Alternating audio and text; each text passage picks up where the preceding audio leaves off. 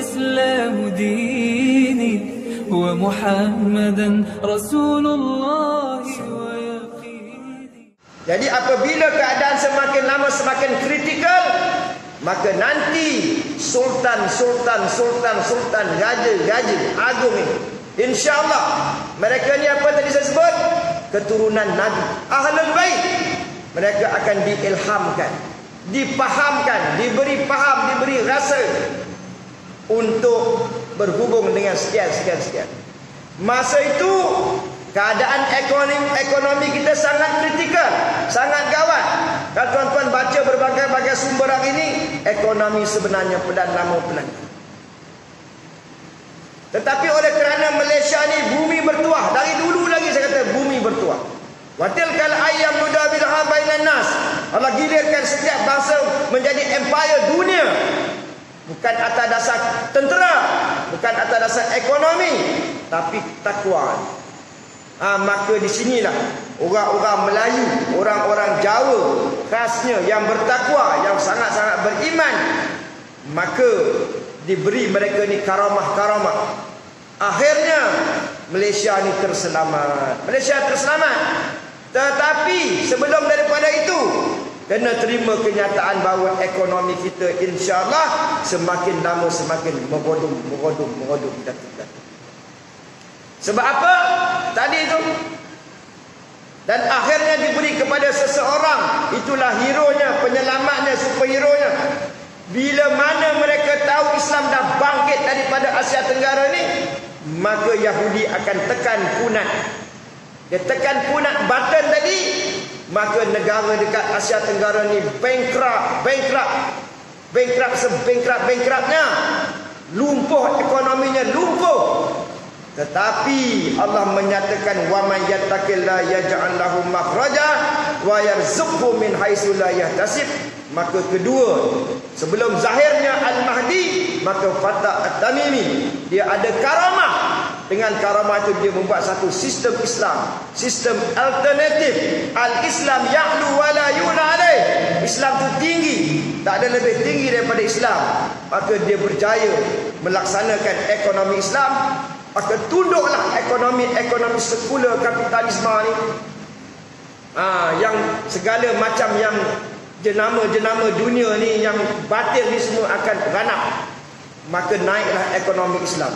Sehingga akhirnya Asia akan bersatu. Ya.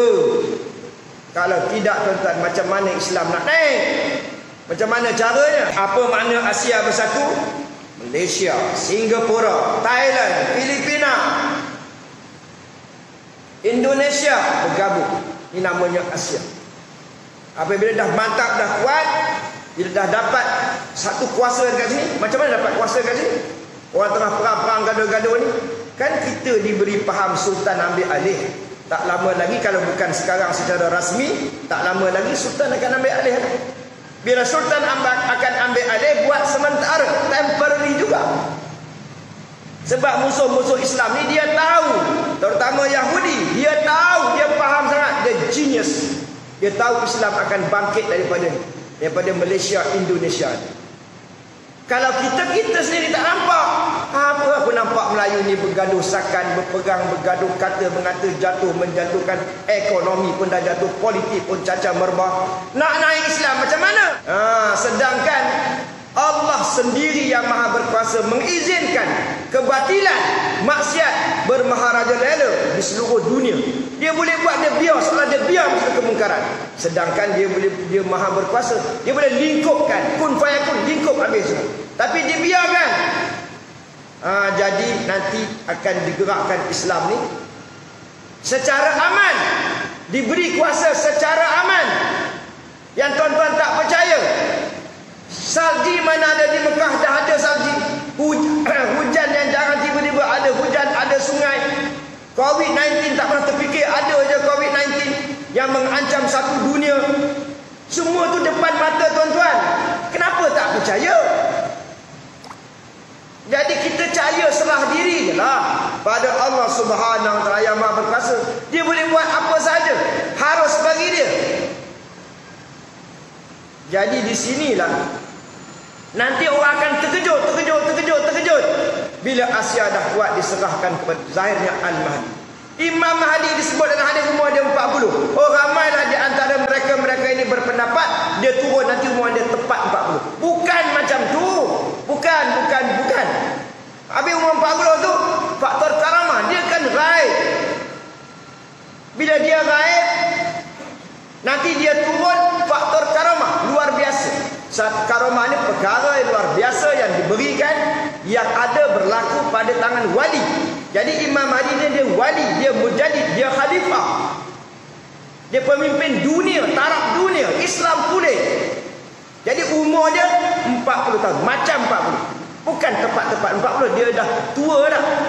Tapi faktor karamah takkan macam tu kot. Ini cerita akhir zaman nak menunjukkan kuasa Allah yang mutlak. Itu yang ada di Mekah ada salji. Nak tunjuk kuasa Allah dunia nak kiamat.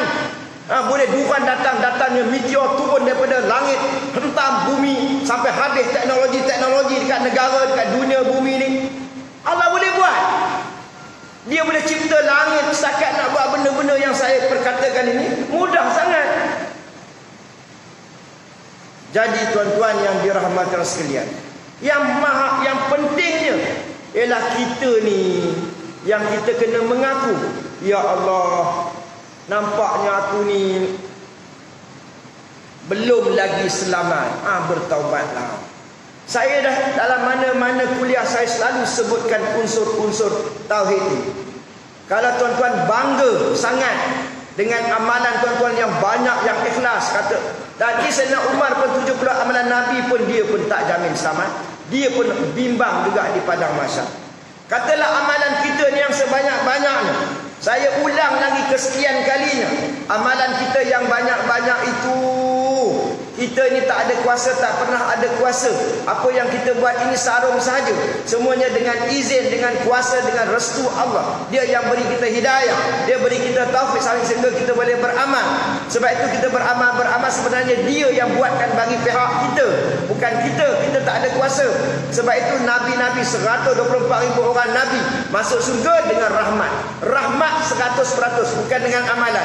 Cuma amalan ini sebab dia syariat tak boleh berpisah dengan hakikat. Maka semua manusia, khususnya orang Islam, dia kena bersyariat, kena beramal dengan amalan. Tapi jangan bergantung kepada amalan.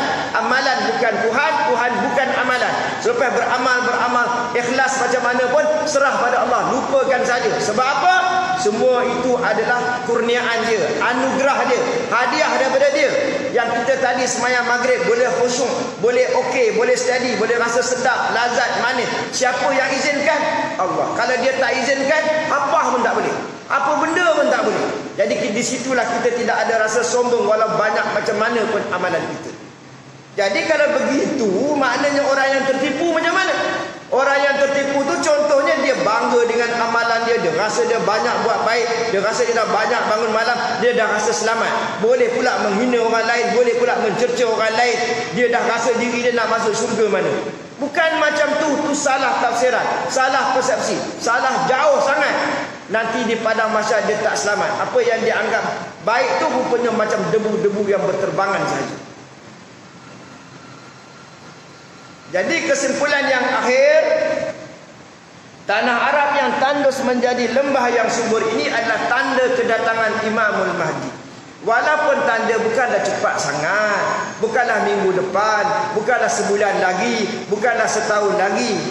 Kenapa gambarannya begitu? Sebab sebelum zahir Al-Mahdi, tanda yang paling besar, di mana seorang tokoh yang bergelar Syuaib bin Saleh, yang gelarannya Fatah At-Taimi, yang disebut dalam hadis tu, dia akan dapat sebuah negara diberi oleh pemerintah kepada dia.